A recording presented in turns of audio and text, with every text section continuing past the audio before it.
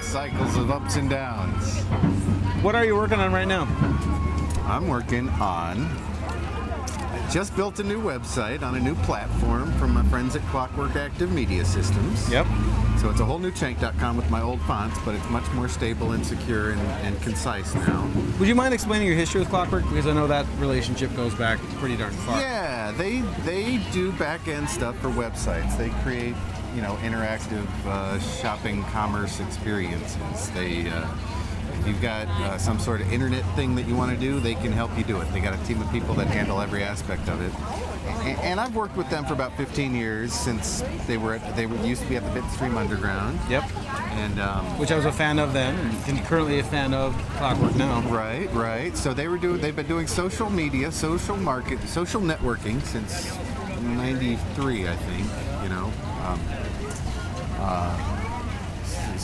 A lot of them met at old Paisley Park out there with Fritz, and then they went to start their own business, and then they sold that one and started another business, and now they're my roommates. They've got a great big new high-tech office with an empty desk over here, so I took over the empty desk and was working on site there while they built my website. Yep. I populated it with all these new images that we created. And you become a wonderful case study for them, because rarely do you ever get a client where you can actually have that kind of relationship, when you've got a 15-year relationship with. Ladies and gentlemen, at this time we are secured to the lock road, and it's called a floating board.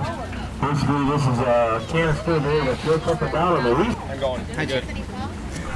Oh yeah, so I'm an ideal case study for them because I have an electronic product. I have something that people can read about, download, and pay for using their active commerce engine and their active content manager.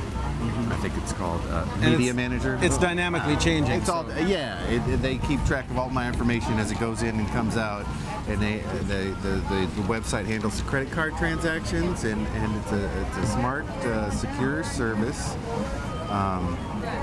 that makes use of my 300 fonts that I have for sale, and the free fonts too. So I've moved the free fonts from their own free font archive, where people can come and get them for nothing, to be intermingled with the fonts that I have for sale. That they're the same in some ways. They're not as complete, but they're free, So I had actually forgotten about, and I should never forget about, the odd relationship you had with the artist formerly known as Prince, currently known as Prince, during the 90s, because there was a stretch there where you would see Chank fonts exclusively in all of Prince's work.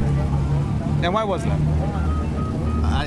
When I was working on the music magazine, I got frustrated that I had made every font in the magazine except the Prince symbol, his name. He had a little glyph for a name back in the 90s, and it drove me crazy. So I went through every one of my fonts and added his symbol as if it were just another letter of the alphabet.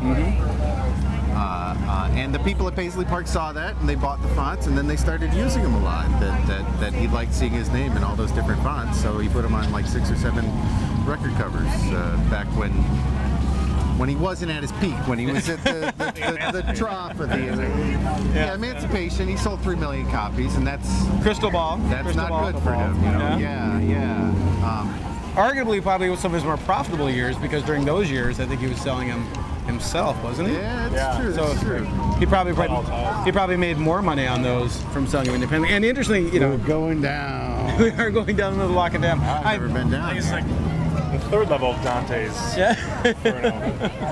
This is actually the level of regret. Anyway, so the work you're doing Clockwork right now, in terms of the font business, what are you doing on the side of the font business? Are you still designing all the fonts yourself? No, not so much. I've got like a backlog of unreleased fonts. I've got the Pizza Hut font comes in 4 or 5 weights, and the Huggies font comes in 8 weights, and those were under 5-year exclusive license. They were the only people that could use those fonts for 5 years, and now they're reverting to me, and I can offer them for sale to everybody. Yep. So it works for the client. It works for you. Yeah. So I've been waiting for those to come back into my my license. Would you mind talking about your corporate fonts? Because I'm a fan of that business model, but I'm also a fan of the work, because the quality, when you have that level of detail, it gets incredibly high. Yeah. Well, it's quality in the sense that it does the purpose it's required requested to do. You know, that the fonts are made to solve a problem. That it's really hard for me to sell custom fonts because I can't go to somebody and say, here's why you need a custom font. They need to come into a font problem on their own and come to me and say, here's the problem. How do I solve this? Well, we were lucky enough to encounter your typography on the other side of the design equation, in that we did some work for Medtronic, and actually the font was really lovely and it was awesome. It was great to work with, and the term corporate font gets a bad term, but it was really an outstanding corporate font, and it was a lot of fun to use. Thank you. Yeah, no, Thanks for making it. Yeah.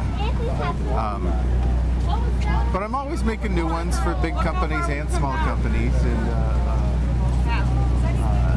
I've never had a problem I couldn't solve. If it wasn't right for me, I'd send them on to another designer to do it for them. But I do a lot of handwriting fonts. You know, I'm starting to do more celebrity handwriting fonts. That's what I want. Like who? I'm just so proud of the Miley Cyrus handwriting font. That her autobiography, age 16, called Miles to Go. It's an autobiography by a teenager, and so it's got the pictures. I would like from to her make life, her iPhone app called Miles and to Go. the handwriting on the pictures is a font that she drew the alphabet, and I turned it into a font for her. So nice.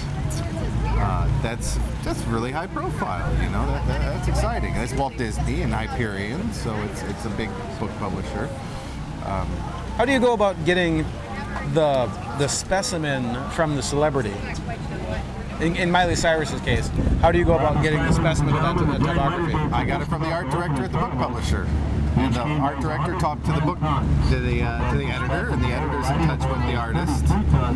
And so it came in the mail. Is the book out now? Yeah. And it's not my font on the cover, but inside on the title's the handwriting font, the Miley font. And I got book credit. I got credit in that one too. That's exciting. It says the Miley font by Chank Diesel. So I look forward to enjoying it and using it. Yeah. What are the other corporate fonts you've done in recent? Oh, look at, we're getting an opening here. We're getting a break in the water. Whoa, are you getting all this? Yeah. We're now down, I think, at the level below the falls. That's right. We've come down 50 feet in about 10 minutes here. And it's impressive. And now we're going to a lower part of the river where we're going to visit the wreckage from the 35W bridge collapse. Yeah, this is the first time I went through this at night. Yeah. I think everybody is pretty honest in that. First word is 8-1. Yeah. I've actually never heard that's the best.